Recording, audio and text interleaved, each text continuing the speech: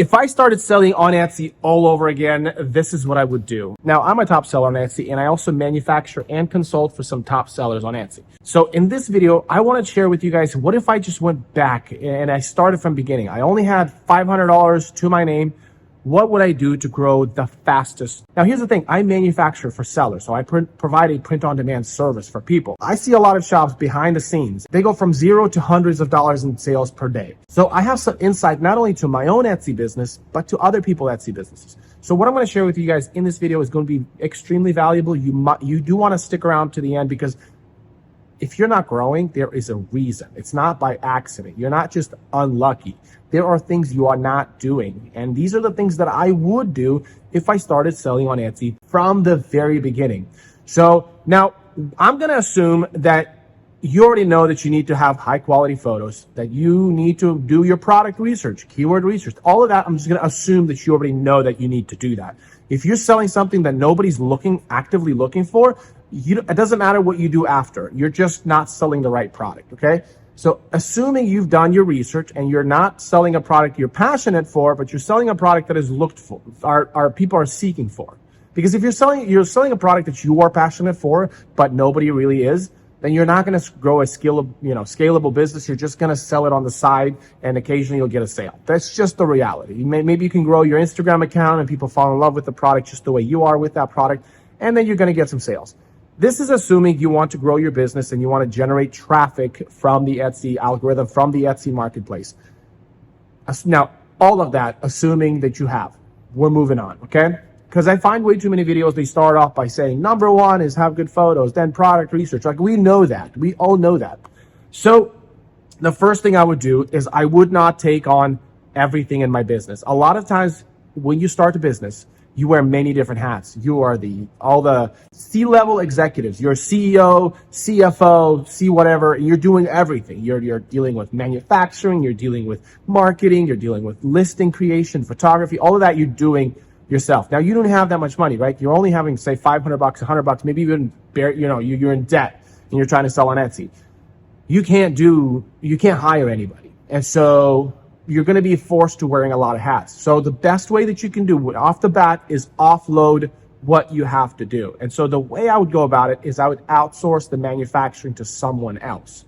That is a part of the business that we live in a world where we can outsource. Whether we take on a print-on-demand style relationship with a company like Printful or Printify and look through their catalog and sell their products, that is essentially a business where you're outsourcing the manufacturing. Or you can do something like what I'm doing. Something like there's a Etsy shop that is manufacturing for their products. You reach out to that Etsy shop and say, hey, what about me? Can you, make my product? And you use a company called ShipStation. Now, they're not a sponsor for this video, but I'm in the conversations to get them to sponsor me in these videos because I absolutely love them. You essentially connect your Etsy shop to ShipStation and you give them a login to their own user account, and they're able to see all the orders they need to fulfill. And so it's a print-on-demand style relationship. Now, you can actually, by the way, you can sign up with weengrave.com. I have a training step-by-step on how to onboard with them. Link is in the description. If you don't want to work with Printful or Printify, but you want a Etsy native product, because sometimes Printful and Printify, they are very blank and Chinese made, where if you want to deal with a company that actively sells on Etsy and they share with you their best-selling catalog, check out the link in the description. So first, that's what I did with the start of my business. Essentially what I did is I made the product, right? But initially I had a different company engrave my buckles. And I would come to their shop, I would pick it up, and then I assemble the whole collar myself. So you can do part of the manufacturing or you could do all of it. Now, when you deal with Printify or Printful or weengrave.com, that's essentially what you're doing. You're outsourcing the manufacturing to someone else. Now, pros and cons to the fully outsourcing to someone else. With Printify and Printful, the products tend to be a bit cheaper quality. They're a little bit more China made. With WeEngrave, it's a lot more higher quality. It's a lot more Etsy native. The downside to that is that you don't have control over how much it costs you to make something. But that's fine, because what I would focus on, so first I would outsource the manufacturing to someone else. The second thing I would do is focus solely on creating good quality listings. Now, this sounds very duh, and I could have also assumed this in the beginning of the video. But a lot of times people don't know how to use Illustrator. People don't know how to use Photoshop or maybe Canva, because your listing, the way you're going to make the listing will determine how well you're going to sell. And again, I see this behind the scenes on Etsy shops. There are Etsy shops that open up with me selling my products, my dog collars, and their shop just kind of like just meh. I see a very clear difference with somebody that really puts time in their listings, and their listings do really, really well. Like in 2 months, the one shop will either get like 1 or 2 sales per week, or another shop will get like 5 to 10 sales per day. And so that's because there's a massive difference. That is because there's a massive difference in their listing quality. So to just figure out how to create the best quality listings. What does the informational photos look like? What does the thumbnail look like? I talk about thumbnail like crazy, but I'm telling you, that's huge. If you can figure out a good quality listing, that is going to make or break your listing. Don't just assume you have a good product and that's enough. And you're just going to take a basic photo. That's enough. No, you need to actually make that quality listing that explains the product and really lets the customers really feel the product. The third thing I would do is I would create a system in which I can bring listings to the market as fast as possible. Now, that kind of contradicts the idea of making high quality listings and volume. You can actually create a high quality listing with volume in mind that will allow you to replicate that high quality listing much faster and at higher volume.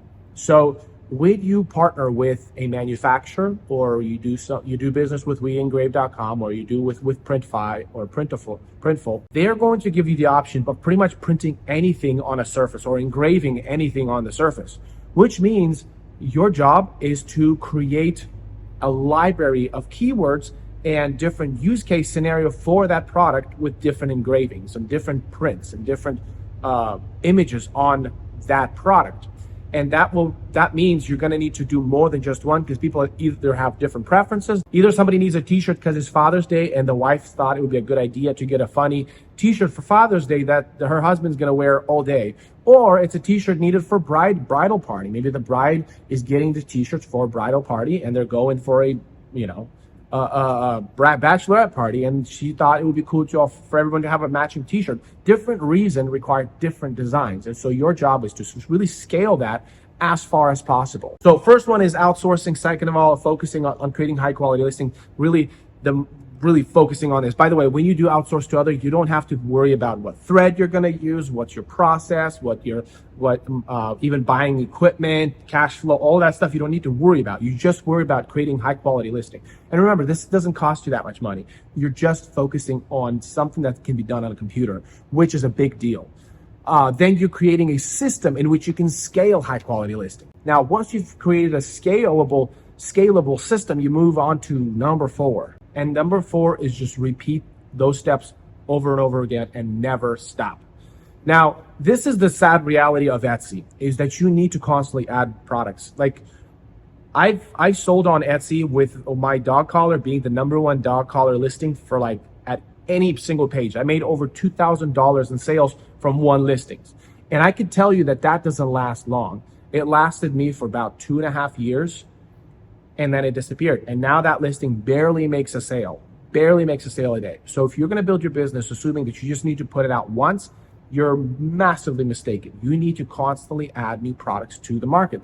Etsy is a creative marketplace. Creativity needs to be fresh all the time because designs change, preferences change. So you need to constantly add new products. And my sellers that constantly add more products, more listings to their stores continue to have good sales. And sellers that don't, their sales kind of taper off and get to a really small new normal. And that happens all the time.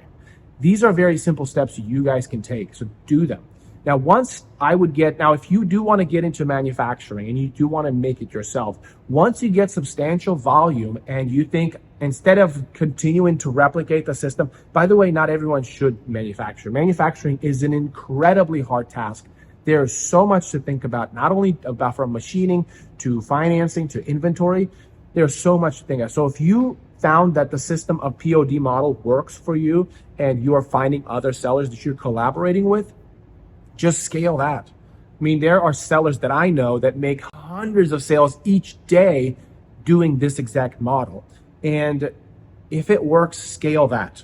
Now, if you do want to do manufacturing, this is where I would go to step number 5, is make a decision on how much of the process or of the work you're willing to do it in shop. I wouldn't take 100% of the product. I would just take a portion of it. So if maybe the personalizing, the last step, maybe they've been doing all from start, creating your product to personalizing to shipping it. What if you say, hey, could you guys just ship it to my address and I'll personalize it myself? So you could take on a certain percentage of the manufacturing to a point where maybe someday you can take full on production in-house. But again, that is a whole nother, that's a topic for a whole nother video. So hopefully you like this video. Again, if you want to know how to get onboarded with We Engrave, check out the link in the description. It's a free course of 5 lessons that you're not going to find anywhere on YouTube. It's available in the description below. Until next time, you guys have a great one.